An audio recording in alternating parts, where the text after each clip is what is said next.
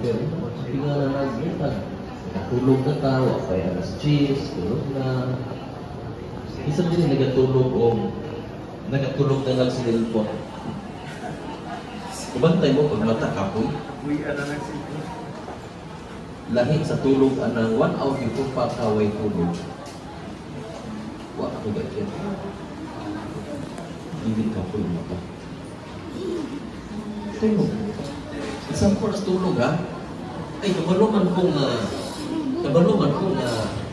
matulog kinahanglan, matulog na ko mga alas 10, alas 10. Pero, pero, busy man gahi ko. So may kulangan na, heart, soul, or mind.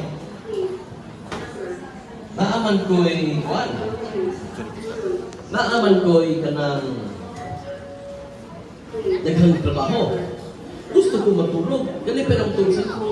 Daghang ikong trabaho. Kasi ko lang, pagluhang, soul. Diba?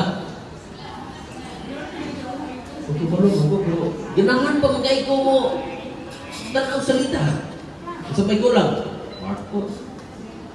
Ang ipangayaw sa ito, galang siya nito, with all your heart, with all your soul, with all your mind.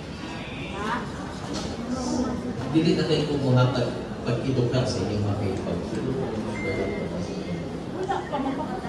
Yan? Pagkita ito muling ba ito? Muling pagkasyon. Sa pagkasayon na ito o sa pagkakasyon, galing mo grabe, pinisakita. Atong isay na ito.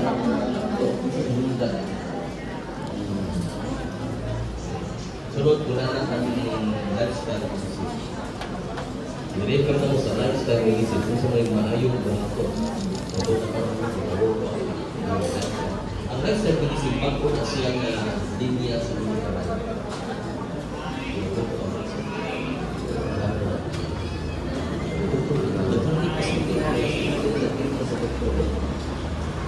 Hindi, so mo ka man. Saan ka nag-abot, diba?